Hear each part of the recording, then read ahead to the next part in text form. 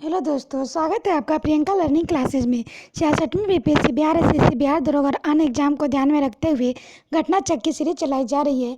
इसके अंतर्गत भारतीय इतिहास के आधुनिक भारत के क्वेश्चन का रिवीजन करवाए जा रहे हैं ताकि एग्जाम में आपका कोई क्वेश्चन न छूटे। तो चलिए हम लोग देखते हैं आधुनिक भारत के क्वेश्चन। आज का टॉपिक है गोलमेज सम्मेलन। काफ़ी इंपॉर्टेंट टॉपिक है, यहाँ से एग्जाम में क्वेश्चन आते हैं। तो चलिए हम लोग पहले नोट्स के माध्यम से देखते हैं। 10 जून तथा 24 जून 1930 को साइमन कमीशन की रिपोर्ट प्रकाशित हुई। राजनीतिक संगठनों ने कमीशन के सिफारिशों को अस्वीकार कर दिया। कांग्रेस के प्रमुख नेता जेल में थे। ब्रिटिश सरकार ने निराशा एवं असंतोष वातावरण में नवंबर 1930 में लंदन में प्रथम गोलमेज सम्मेलन बुलाया।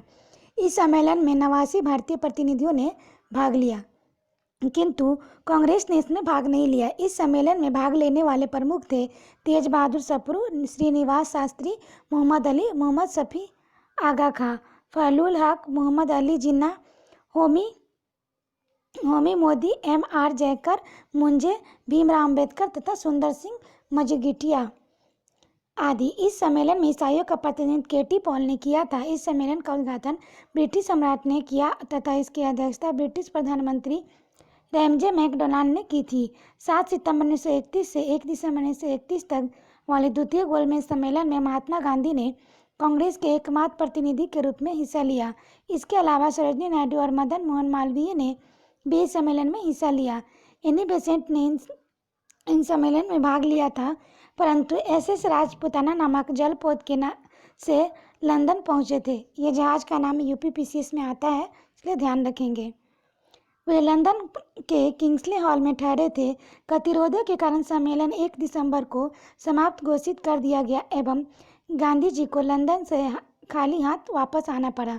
स्वदेश पहुंचने पर गांधी जी ने कहा कि यह सच है कि मैं खाली हाथ लौटा हूं, किंतु मुझे संतोष है कि जो ध्वज मुझे सौंपा गया था उसे नीचे नहीं होने दिया, उसके सम्मान में का साथ समझौता नहीं किया। द्वितीय गोलमेज सम्मेलन सांप्रदायिक समस्या पर विवाद के कारण पूरी तरह सफल रहा। दलित नेता भीमराव अम्बेडकर ने दलितों के लिए पृथक निर्वाचन मंडल की मांग की, जिसे गांधी जी ने अस्वीकार कर दिया। डॉक्टर भीमराव अम्बेडकर, BR अम्बेडकर तीनों गोलमेज सम्मेलन में भाग लेने वाले भारतीय प्रतिनिधि थे। लंदन में तीसरा गोलमेज सम्मेलन 17 नवंबर 1932 से 24 दिसंबर 1932 तक चला। कांग्रेस ने इस सम्मेलन का बहिष्कार किया। अब इससे रिलेटेड हम लोग क्वेश्चन देखते हैं। पहला क्वेश्चन है, निम्नलिखित किस भारतीय नेता ने लंदन में प्रथम गोलमेज कॉन्फ्रेंस में भाग लिया था? तो मौलाना मोहम्मद अली। इसकी व्याख्या है, 10 जून तथा 24 जून 1930 को साइमन कमीशन की रिपोर्ट 2 भागों में प्रकाशित हुई। राजनीतिक संगठनों ने कमीशन की सिफारिशों को अस्वीकार कर दिया। कांग्रेस के प्रमुख नेता जेल में थे। ब्रिटिश सरकार ने निराशा एवं संतोष के वातावरण में नवंबर 1930 में लंदन और प्रथम गोलमेज सम्मेलन बुलाया। इस सम्मेलन में 89 प्रतिनिधियों ने भाग लिया, किंतु कांग्रेस ने इसमें भाग नहीं लिया। इस सम्मेलन में भाग लेने वाले वे प्रमुख थे तेज बहादुर सप्रू, श्रीनिवास शास्त्री, मोहम्मद अली, मोहम्मद शफी आगा खां, फजलुल हक, मोहम्मद अली जिन्ना, होमी मोदी, M.R. जयकर, मुंजे, भीमराव अम्बेडकर और सुंदर सिंह मजीठिया आदि। नेक्स्ट है, प्रथम गोलमेज सम्मेलन के बारे में निम्नलिखित में से कौन एक सही नहीं है? तो इसमें कांग्रेस प्रतिनिधि मंडल में प्रतिभाग किया था। नेक्स्ट है, लंदन में संपन्न हुए गोलमेज सम्मेलन में भारतीय ईसाइयों का प्रतिनिधित्व किसने किया था? तो केटी पॉल ने किया था।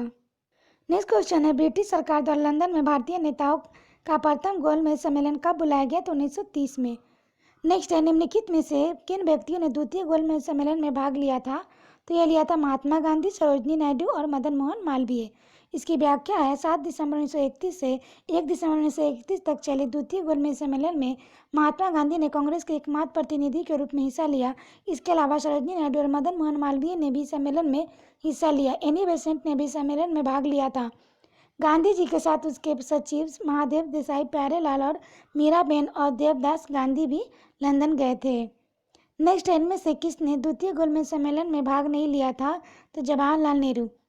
नेक्स्ट, द्वितीय गोलमेज सम्मेलन में कांग्रेस का प्रतिनिधि किया था? तो महात्मा गांधी ने किया था। नेक्स्ट क्वेश्चन देखते हैं, लंदन में आयोजित निम्नलिखित में से गोलमेज सम्मेलन में किसमें महात्मा गांधी उपस्थित थे? तो द्वितीय में। नेक्स्ट है, कथन है, जवाहरलाल नेहरू ने दूसरे गोलमेज सम्मेलन 1932 में भारतीय राष्ट्रीय कांग्रेस का प्रतिनिधित्व किया था। कारण, गांधी इरविन समझौते 1931 में भारतीय राष्ट्रीय कांग्रेस का दूसरे गोलमेज सम्मेलन 1932 में भाग लेना अंतर्निहित था। तो इसका आंसर होगा ए गलत है और कारण सही है। इसकी व्याख्या देखिए।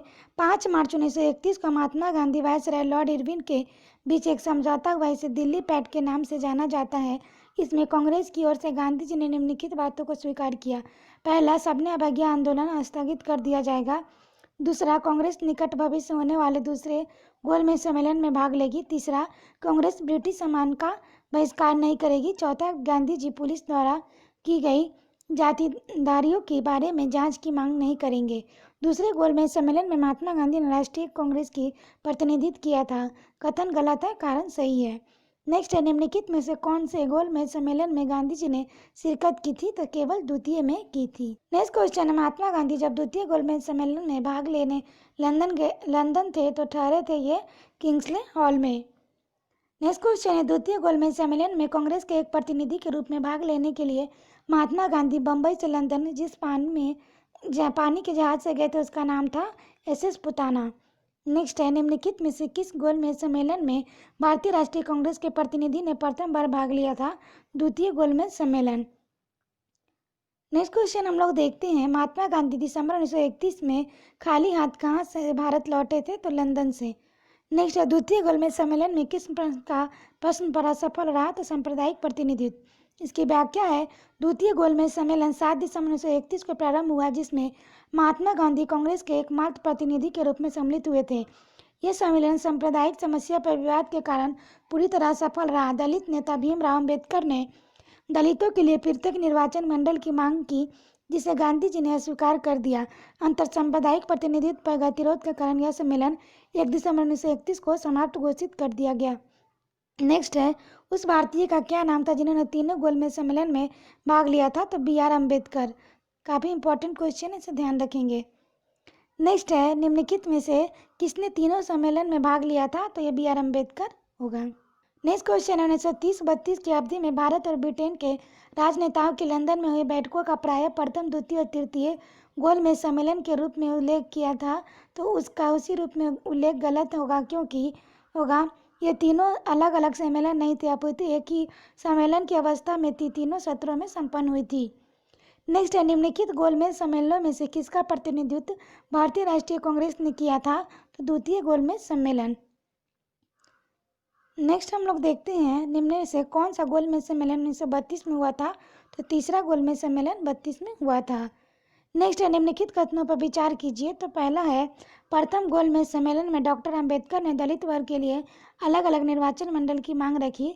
दूसरा, पूना पैक्ट में स्थानीय निकायों और सिविल सेवाओं में दलित वर्गों के प्रतिनिधित्व के लिए विशेष उपबंध रखे थे। तीसरा, तृतीय गोलमेज सम्मेलन में भारतीय राष्ट्रीय कांग्रेस ने भाग नहीं लिया था। तो तीनों इसका आंसर होगा। इसकी व्याख्या देखें। प्रथम गोलमेज सम्मेलन में डॉक्टर अंबेडकर ने दलित वर्ग के लिए अलग निर्वाचन मंडल की मांग रखी थी। कांग्रेस ने प्रथम और तृतीय गोलमेज सम्मेलन में भाग नहीं लिया था। पूना पैक्ट में प्रावधानता है कि स्थानीय निकायों के चुनाव या लोकसभा में नियुक्ति के लिए दलित वर्गों के सदस्यों के लिए कोई निर्बंधन आरोपित नहीं किए जाएंगे। इसमें दलित वर्गों के उचित प्रतिनिधित्व के लिए लोकसभा में नियुक्ति के लिए अपेक्षित शैक्षणिक अर्हताओं के अधीन रहते हुए हर संभव प्रयास किए जाएंगे। इस प्रकार प्रश्नगत तीनों कथन सही है। आशा करते हैं आपको ये वीडियो पसंद आया होगा। वीडियो को 1-2 बार अच्छे से सुन ले ताकि आपका रिवीजन हो जाए। तो आज के लिए इतना है दोस्तों, फिर मिलते हैं नेक्स्ट टॉपिक के साथ।